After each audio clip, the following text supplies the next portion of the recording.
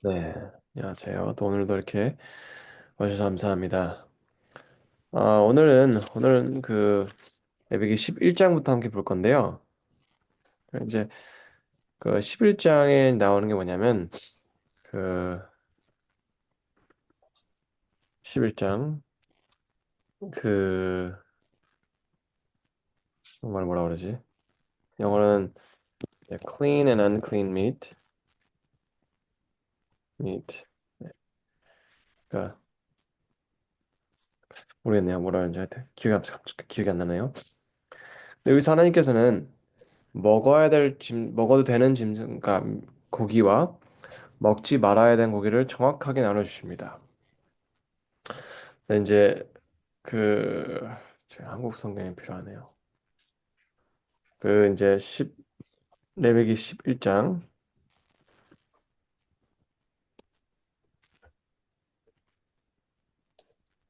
레위기 11장 그 3절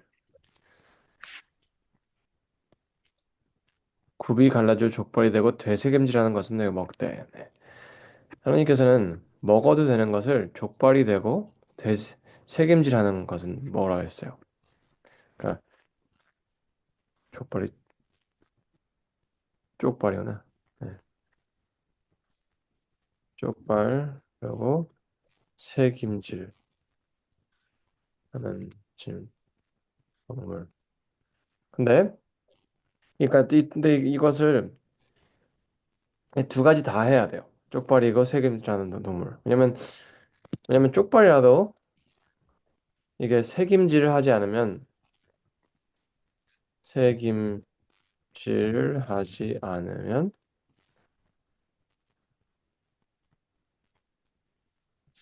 안 된다 이거예요. 또 새김질을 하더라도 네, 쪽발이면 안 된다. 굉장히 중요한 거예요. 왜냐면 우리는 하나님께서 속쪽발하고 새김질하면 된다 하셔서 우리는 그 둘 중에 하나면 하면 그래도 되지 않을까라는 생각을 할 수가 있는 거예요. 우리 사람으로서는. 그냥 쪽발인데 책임질 안 한다고 안 해도 괜찮지 않을까? 아니면 어떤 사람은 책임질을 하면 쪽발이 아닌데도 괜찮지 않을까? 우리 마음대로 평가를 하게 되는 것입니다. 하지만 하나님께서는 두 가지 다를 요구하였어요. 쪽발하고 새김질하는 동물. 여기서 돼지고기, 돼지고기, 그리고 뭐 새우 등등 이제 또 이제 물고기 다르죠? 그 물에 사는 물에 사는 물고기들은 그 생명체들은 또 이제 다른 이유가 있는데 구절 예. 지느러미와 비늘이 있는 것은 먹다 했어요. 지느러미와 비늘. 그럼 이 마찬가지로 예? 지느러미만 있다고 먹어도 되는 게 아니고 비늘만 있다고 먹어도 되는 게 아니라 둘 다 꼭 돼야 되는 거예요. 그러면 돼지고기, 새우 등등은 먹지 말라는 것입니다. 근데 오늘날 오늘은 그러니까 이제 현대 과학이 많이 나아져서 우리가 사실 돼지고기가 얼마나 위험한지 알 수가 있어요. 돼지고기는 굉장히 위험한 음식입니다. 그러니까 그렇기 때문에 굉장히 그러니까 잘 요리를 하라고 요구를 해요. 먹으려면. 근데 이제 그 돼지고기나 뭐 이게 안 좋다는 걸 우리가 알 수 있어요. 새우도. 여러분 생각해 보세요. 오늘은 과학적으로 이게 알 수가 있어요. 의학적으로도 알 수 있고. 근데 하나님께서 이거를 주셨을 때 그때는 우리 알 수 있었을까요, 그걸? 알 수 있는 방법이 없습니다. 그들은 오늘처럼 이렇게 현미경으로 볼 수 있는 것도 아니고 그 돼지고기 성분들을 가져가서 그 테스트를 해가지고 알 수 있는 것도 아니에요. 그리고 그때부터 지금까지 있었던 모든 것들 돌아왔을 때, 그리고 이제 요즘에 일어나는 일들, 그 뭐야, 돼지고기를 잘못 먹게 되면 머릿속에 기생충이 생기는 것들, 뭐 이런저런 것들을 봤을 때, 그때는 우리는 알 수 있는데 그 사람들은 알 수 있을 방법이 없었어요. 그러면 그때 뭐 그들이 할 수 있는 단 한 가지는, 선택권은 하나님의 말씀을 믿냐 안 믿냐 이것입니다. 믿지 안, 안 이거예요.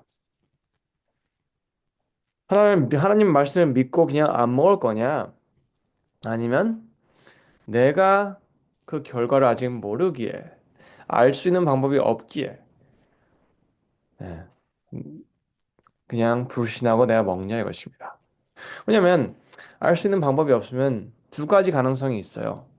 하나님 말씀 믿고 가 나가든지, 아니면 선택권인데 하나는 하나님 말씀 믿고 안 먹든지. 그래도 모르니까, 예, 하나님이 하나님의 말씀이, 그러니까 신뢰할 수 있는지 없는지 모르니까 그냥 한번 해보는 거예요. 예.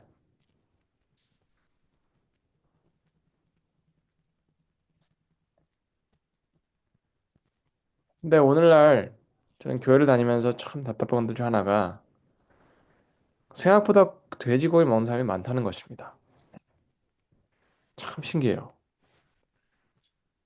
근데 그거는, 이게 하나님에 대한 이 신뢰나 불신의 차이입니다. 제가 제가 이제 한 번은 이제 사람들이 같이 밥을 먹으러 나갔는데, 그러니까 참 그러니까 한 열대 명, 열 명이 넘었었어요. 근데 교인들이에요, 다. 근데 저하고 딱 한 명 말고는 다 돼지고기 먹더라고요. 그러니까 참, 그래서 이런 사람들이 이제 상관을 안 하는구나. 그러니까 그 느꼈죠. 근데 하나님을 믿는다는 것은 그 사람의 말을 신뢰하고, 그 그 사람이 상대방이 한 말을 내가 이해가 안 되더라도 들어주는 거예요. 그게 믿는다는 것입니다. 왜냐하면 믿는다고 하면서 그 사람이 얘기한 거, 바라주는 걸 하지 않는 것은 믿지 못하는 거예요. 예. 믿지 못하고 내가 원하는 대로, 내가 편한 대로 하는 것입니다. 그거는 믿음이 아닙니다. 그리고 나아가서 하나님께서 레위기가 지난 몇백 년 후에, 이사야서 66장에 이렇게 말씀하셨습니다. 스스로 거룩하게 구별하며 스스로 정결하게 하고 동산에 들어가서 그 가운데 있는 자를 따라 돼지고기와 가증한 물건과 쥐를 먹는 자가 다 함께 망하리라, 여호와의 말씀이라. 여러분, 우리는 이걸 보고 하나님께서 어? 뭐 이렇게 극단적이냐 이거예요. 그냥 돼지고기 먹으면 뭐 그게 그렇게 심각한 거냐? 근데 그거는, 그게 심각하냐가, 우리가 생각했을 때 심각하냐 심각하지 않냐가 아니고, 하나님은 우리가 믿는다고 하는 하나님의 말씀을 중요하게 생각해 주냐 이것입니다. 그럼 우리가 그분의 말씀 믿는다면, 그분이 하지 말라고 한 것, 굳이 하지 말라고 한 거를 계속 하려고 하는 거는, 그것은 자유가 아닙니다. 누가 그런 말 하더라고요. 우리는 우리 마음대로 사는 거를 자유라고 생각하는데 그건 자유가 아니다. 뭐냐? 우리가 그 마음대로 살 때는 그게 자유처럼 느껴질 수 있지만 하고 싶은 걸 하는 거니까. 근데 그것을 그만하려고 할 때 얼마나 힘든지를 봤을 때 그건 자유가 아니라는 것입니다. 여러분, 자유는 할 수도 있고 안 할 수 있는 게 자유입니다. 근데 그것을 끊지 못하는 것은 자유가 아니에요. 네. 여러분, 중독은 자유가 아닙니다. 아, 우리가 돼지고기를 많이 먹는 사람도 있다면 그 사람들은 자기가 굉장히 이렇게 그러니까 먹지 못하는 안 먹는 사람들에 비해서 자유롭다 생각할 수가 있어요. 근데 그것은 자유가 아니에요. 왜냐면 그만둘 수가 없거든요. 술을 먹는 사람들은 먹고 싶어서 먹는 사람들은 자기가 자유라고 생각해요. 제가 한 번은 이제 다른 교회에서 침례를 받고 그 다른 안식일 교회에서 침례를 받고 이제 저희 교회에 와서 교회를 다니는 애를 봤어요.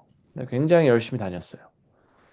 근데 술을 마시는 걸 굉장히 자랑스럽게 생각하더라고요. 그러면서 자기는 우리보다 훨씬 더 자유롭다고 얘기하는 거예요. 왜 그렇게 극단적으로 술도 안 마시고 그러냐 이거예요. 근데 참 저는 그렇게 그 아이를 보면서 참 다 불쌍했어요. 자기가 자유롭다 생각하는데 자유롭지 못한 거는 자기가 얼마나 자유롭지 못한다는 걸 알지 못하는 것입니다. 그는 거기까지 하고요. 이제 그 12장 레위기 12장 레위기 12장에 그 이제 출산에 대한 법들이 있습니다. 근데 저는 이제 레위기를 보면서 사람들이 하나님께서 뭐 이런 것까지 다 법을 만드셨나 생각할 수가 있어요. 뭐 이렇게 섬세하셨나? 그냥 종교적인 법만 주시면 되지. 뭐 굳이 출산하는 법까지 이제 대해서 법을 주셨냐 이겁니다. 근데 제가 생각하다가 느낀 게 뭐냐면 하나님께서는 이스라엘 백성들에게 법을 주셨을 때 삶의 모든 부분들에 대해서 법을 주셨습니다. 이거는 삶의 모든 부분에 막 필요 이상으로 관여하시고 싶어 하시고 필요 이상으로 뭐야 집요하가 막 좀 이렇게 잔소리 하시는 게 아니에요. 반대로 하나님께서 이런 법들을 주셨다는 것은 그 인간의 일상생활, 그러니까 너무나도 자연스러운 부분, 그러니까 아이를 낳는 거 출산처럼 자연스러운 것도 없어요, 삶에. 근데 이 당연한 일상생활에서도 법을 주심으로써 우리가 일상생활에 하나님을 포함시키는 걸 원하시는 것입니다. 또 하나님께서는 우리와 하나님과 관계가 그냥 일주일에 한 번 있는 예배로 끝나는 걸 원하지 않으십니다. 하나님께서는 아이를 가졌을 때도 그 경험 속에서 하나님을 생각하길 바라십니다. 저는 이제 목회를 하면서 이렇게 쭉 이렇게 많은 가정들과 많은 사람들을 봤을 때 그렇게 일상생활과 일상생활과 이 종교의 거리를 두는 모습을 많이 봤습니다. 아이들의 미래와 아이들의 공부 그리고 아이들의 교육에 대해 교육과 하나님과 상관이 없는 것처럼 생각하고 다가가는 것입니다.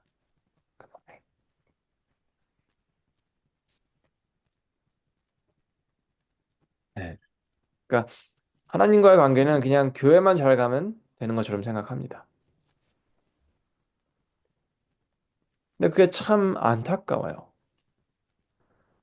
왜냐하면 우리가 성경을 제대로 안다면 우리는 일상생활에 함께 하시고 싶어 하시는 하나님을 만나게 되는 것입니다.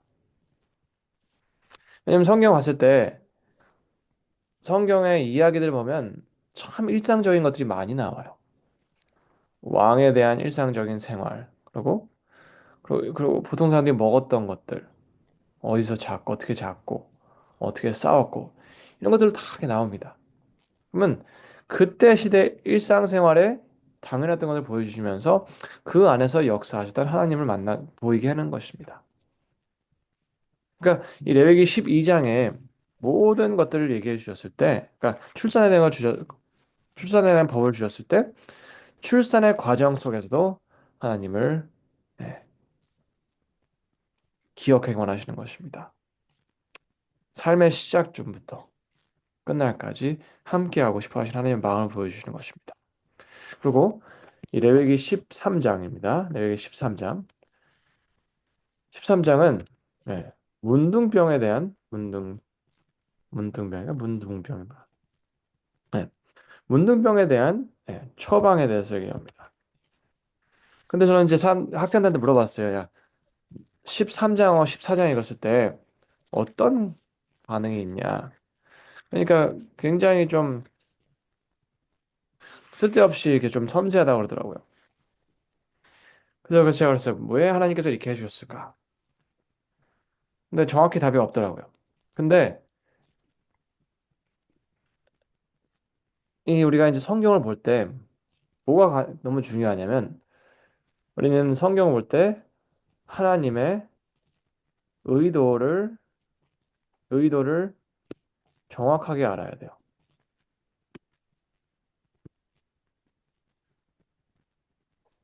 정확하게 해야 돼요. 무슨 뜻이냐면 우리가 성경을 볼 때, 레위기를 볼 때 하나님의 의도를 우리의 삶의 제한들을 주시고 그리고 그러니까 필요 이상으로 관여하시려 하고 그리고 뭐랄까 잔소리라고 듣고 그리고 그냥 쓸데없는 거 복잡하고 오늘날에 적용할 수 없는 거라고 생각하고 보면 네. 우리 하나님의 의도를 부정적으로 보고 레위기를 보고 성경을 본다면 우리는 하나님의 사랑을 볼 수가 없습니다. 우리는 성경을 볼 때 하나님께서 우리를 생각해 주신다고 예, 뭐랄까 가장을 하고 가정이죠. 가장을 하고 성경을 봐야 합니다. 왜냐하면 그렇게 봐야지 레위기 13장, 14장이 이해가 됩니다. 왜냐하면 그 13장, 14장에서 우리는 그 이스라엘의 이스라엘이 번성하고 잘 살기를 바랄 방법을 주시는 거예요. 그리고 그 처음에는 이스라엘의 미래, 국가적인 미래과 그리고 개인의 인권을 생각해 주는 것입니다. 생각해 보세요. 만약 그 하나님께서 이 문둥병에 대한 정확한 처방법을 주지 않으셨다면 그들은 만약 문둥병 같은 그런 질병이 생겼을 때 어떻게 할지 알 수가 없습니다. 네. 그냥 네. 놔뒀다가 전염병이 퍼져서 이 이스라엘이라는 국가의 그러니까 미래가 위험할 수 있는 거예요. 근데 그게 왜냐면 왜 하나님께서 그렇게 하셨냐면 이스라엘과 유다가 잘 지내야지 잘 번성하고 잘 가야지 그 중에 한 명이 예수님이 되는 겁니다. 예. 하나님께서는 이런 법들을 주시면서 섬세하게 말씀해 주시면서 어떻게 하면 이 미래를 지킬 수 있는지 보여주시는 거예요. 그리고 개인적인 면을 봤을 때 생각해 보세요. 만약 하나님께서 이 제사장이 어떻게 해야 되는지 하나하나 다 말씀해 주지 않으셨다면 제사장은 그냥 자기가 원하는 대로 결정을 했을 것입니다. 그 사람이 이게 문둥병이에요 하고 왔을 때 걱정을 하고 왔을 때 그 사람의 마음에 그 사람을 좋아하면 그 제사장 마음대로 이거 문둥병 아니에요 괜찮아요 집에 가도 돼요 라고 할 수 있고 그 사람 마음에 안 들면 그 사람이 문둥병이 없다 할지라도 추방을 할 수 있는 것입니다. 그러면 근데 하나님께서는 그 이스라엘이라는 나라가 옳고 그름과 한 사람의 인권과 그리고 그 사람의 미래가 그 사람의 그 사람이 가져야 되는 그런 권리들을 제사장의 제사장이랑 한 사람의 권리로 정하는 걸 원하지 않으셨어요. 하나님께서는 이런저런 법들을 주시면서 누구나 예, 누구나 보호받을 수 있는 세상을 만드신 것입니다.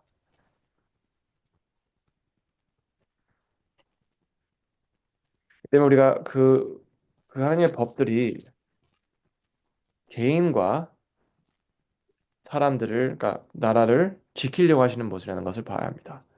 우리를 생각해 주신다고 하고 성경을 봐야 돼요. 그러니까 이 성경의 모든 것, 특별히 레위기는 우리를 위해서 주신 책입니다. 근데 많은 성도님들은 그러니까 하나님의 의도를 부정적으로 보기 때문에 레위기랑 성경 자체가 귀찮게 들리거나 지루하게 보이거나 극단적으로 보이는 것입니다. 우리는 제가 어제 말씀드렸지만 우리의 초점, 우리의 궁금증, 우리의 요구, 그러니까 우리 중심으로 보기 때문에 성경이 재밌고 재미없는 것을 따지는 것입니다. 그러니까 성경을 보실 때 하나님의 의도를 생각하시고 보시기 바랍니다.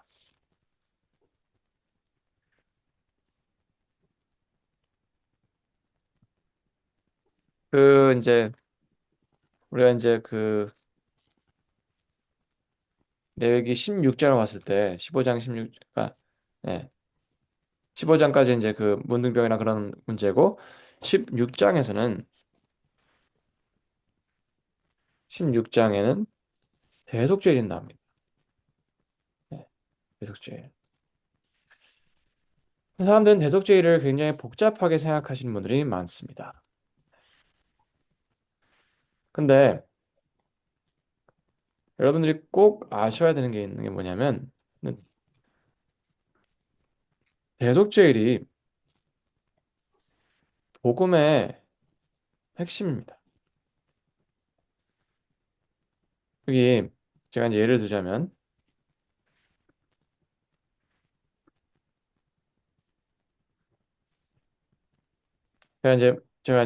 제가 이걸 그려볼게요. 이 성전을 대속죄일이 우리가 이제 제대로 알아야 하는 이유가 대속죄일을 모르면 우리는 용서의 끝 끝을 알 수가 없습니다.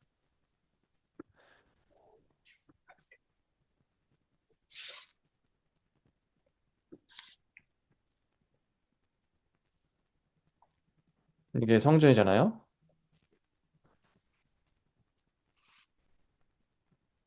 성전 이제 앞 들어가면 제일 앞부분에 이제 그 뭐지? altar of sacrifice가 있고 그 다음에 이제 씻는 그 물통이 있습니다. 제가 죄송합니다. 제가 한국말로 이게 뭔지 모르겠네요. 네, 이렇게 있습니다. 근데 이제 매일매일 죄인이 이제 죄인이라는 사람이 우리 이제 어떤 사람이든 여자든 남자든 상관없이 이제 죄를 지었을 때 어린 양을 가드리고 옵니다. 어린 양을 데려와서요. 잠깐만요. 있나? 오케이. 어린 양을 데려옵니다. 들어와서 여기 와서 그 어린 양에게 이제 손을 얹고 기도를 하고 그러면 죄가 그 죄인에게서 어린 양으로 넘어갑니다. 그러면 넘어갔을 때 어린 양을 죽여서 이제 여기서 불 태우고 그 피가 여기로 이제 가는 거예요. 피가 여기 들어가서 여기까지 들어갑니다. 그리고 이제 여기에 뿌려져요. 그렇죠? 근데 이제 그게 이제 맨날 있었어요. 맨날. Every day. 근데 이제 1년에 한 번, 대속죄일이라는 날이 있었어요. 근데 대속죄일 날에는 이제 이제 제사장이 여기까지 맨날 가다가 여기서 이제 받아서 태우고 씻고 들어가서 이제 기도하고 그리고 이제 여기다가 이제 피를 뿌리고 그랬는데 1년에 한 번, 딱 한 번 여기 이제 그 most holy place 지성소에 들어갑니다. 네, 그렇죠? 근데 거기서 그런 다음에 다시 나와서 사람들이 그러니까 매일매일 기록됐던 넘어왔던 죄. 왜냐면 죄가 죄인에게서 어린 양이 가고 어린 양이 가져 들어와서 그 피가 여기 들어가면서 죄가 성소에 들어왔어요. 죄의 기록들이. 그리고 그러면 이제 근데 그래서 이제 기록들을 가지고 들어가서 증거를 하고 나와서 이제 다 나와서 이제 그 어린 양 그때 이제 goat에다 그 어떤 염소에다가 손을 넣고 염소가 나가서 어떤 사람이 데려가서 염소를 이제 나중 가서 염소를 죽입니다. 죽게 놔두고 옵니다. 그러면 새해에 이스라엘 백성들은 죄가 없는 사람들로 이제 새해를 시작하는 거예요. 제가 한 가지 여쭤보고 싶은 게 있습니다. 여러분, 이 과정 속에서 일반 사람이 갈 수 있는 어디까지죠?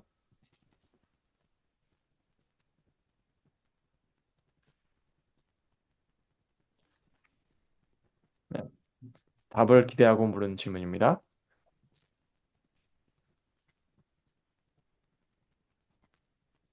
어린 양, 죄인이 어디까지 갈 수 있어요?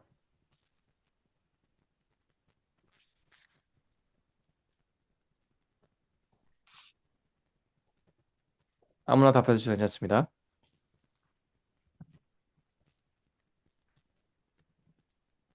어린 양이요? 죄인이요, 죄인.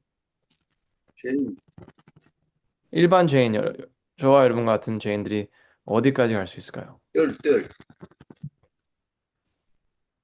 네? 뜰, 어디요? 뜰, 성전 뜰. 그렇죠. 성전 뜰이죠. 네.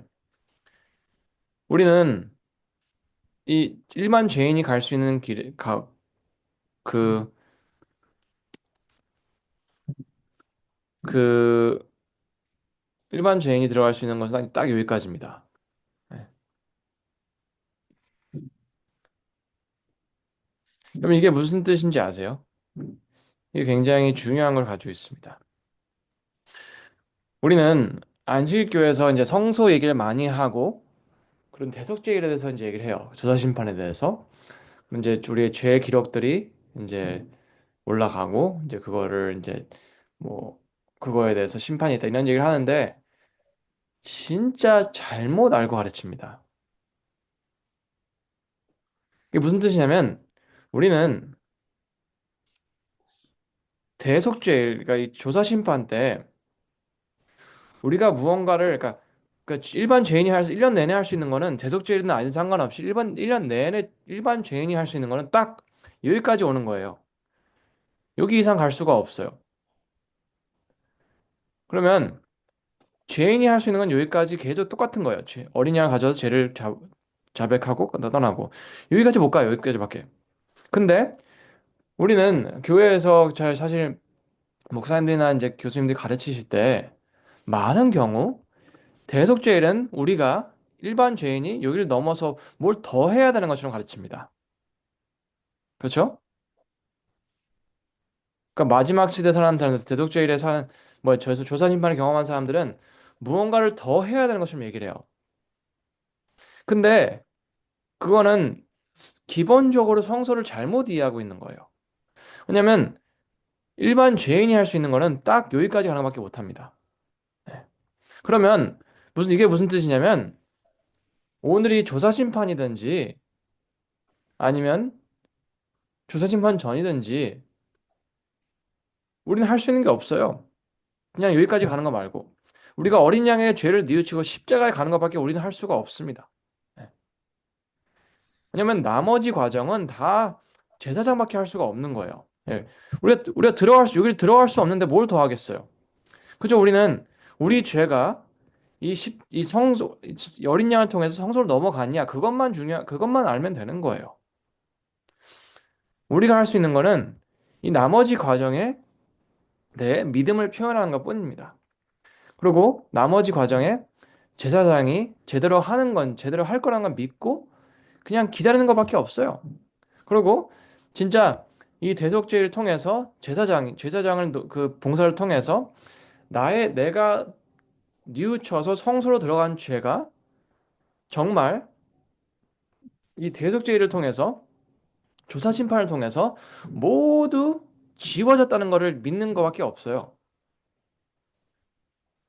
그러면 우리가 그걸 믿게 되면 우리는 조사 심판에 대해서 부정적인 생각이 아니라 너무나도 감사한 생각을 가져야 돼요.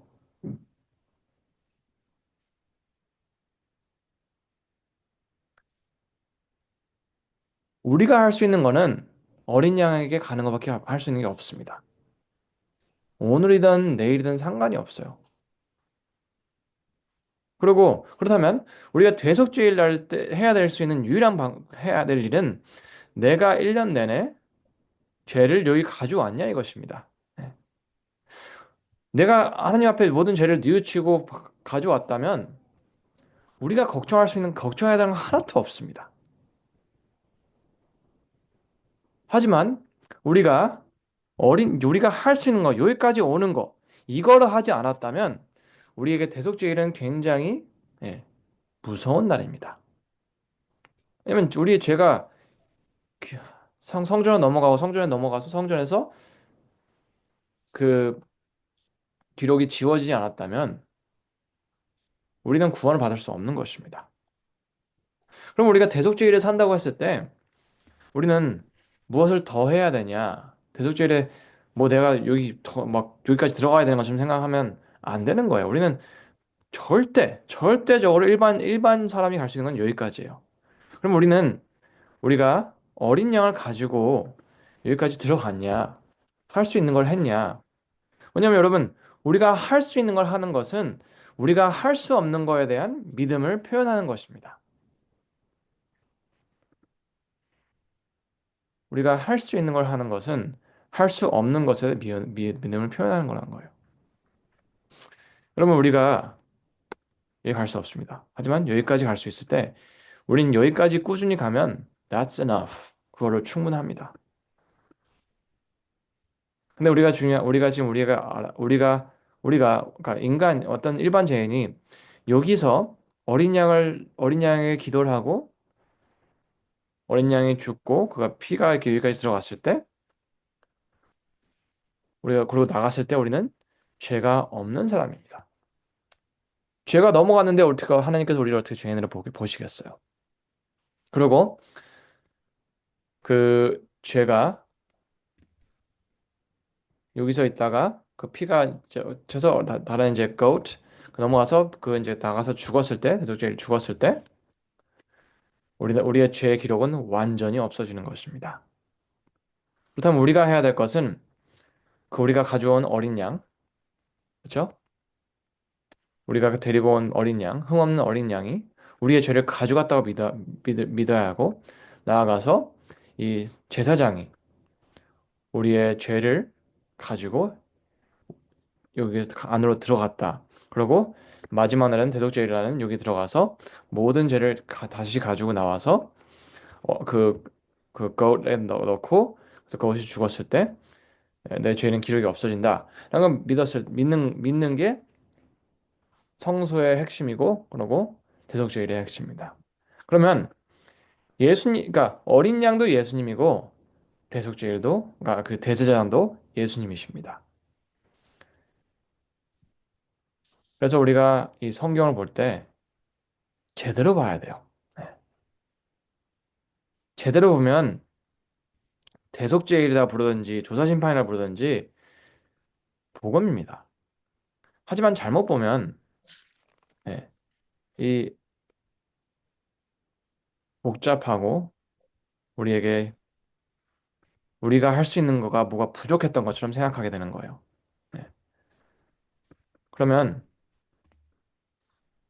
우리는 구원의 확신은 가질 수 없습니다. 제가 어떤 설문조사를 봤는데 이 안식교인들이 질문에 대한 답은 잘하는데 구원의 확신은 없다고 얘기하더라고요. 여러분 이것은 어디서 시작해야 되냐면 성경을 읽을 때 하나님의 의도를 제대로 알고 그분을 우리를 사랑하신다는 것을 생각 중심으로 성경 봤을 때 가능한 일입니다. 여기까지 하겠습니다.